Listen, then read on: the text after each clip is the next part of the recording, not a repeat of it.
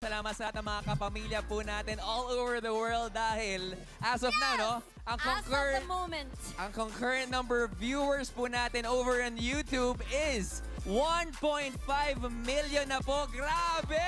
Grabe! We said record-breaking talaga. Grabe, iba talaga ang supporters ng Pinoy Big Brother Gen 11. Thank you po sa lahat ng mga nakatutok sa atin.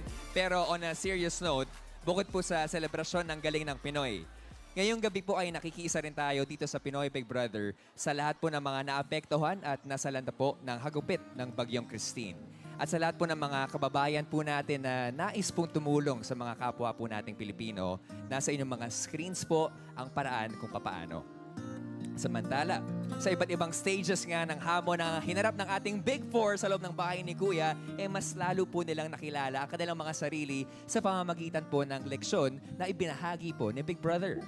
Yes, indeed, it has been a worthwhile journey sa ating Big Four. Kaya naman, oras na para kumustahin sila. Ate B.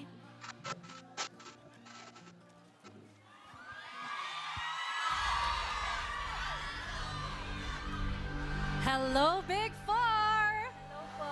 Welcome to the big night! Ang gaganda naman ng mga yan. Grabe. Anong pakiramdam nyo ngayon?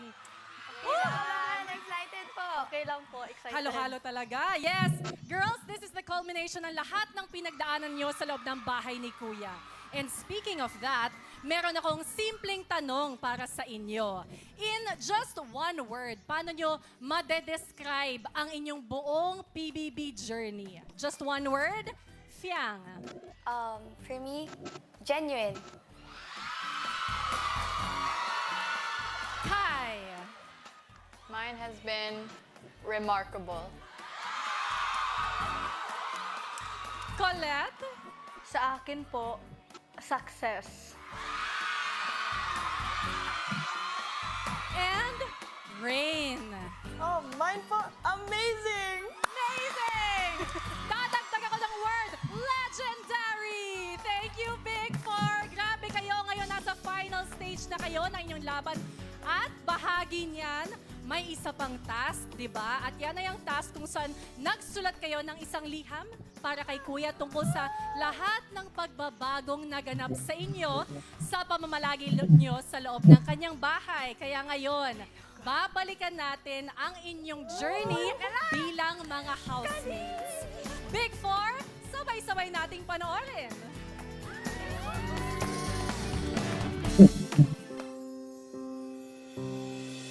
Dear Kuya, first of all, I wanted to thank you for always believing sa akin. Palang dito, pinakita ko na agad si Fiang na sobrang insensitive. Di marunong mag-adjust at walang pakialam kung nakakasakit ng ibang tao. Kung ayaw nila sa akin, di wag. Hanggang sa may housemates na nakapansin sa ugali ko. At sila ang nagpa-realize na hindi lahat may intindihan kung anong ugali meron ako. Ang laki ng pinagbago ko. Mas lumawak akong mag-isip from being insensitive, maarte,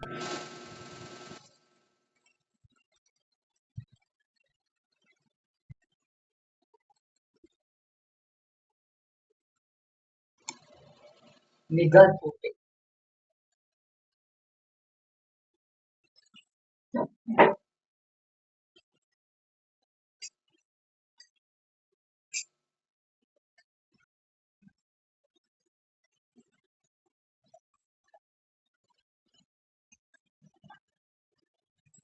Stop.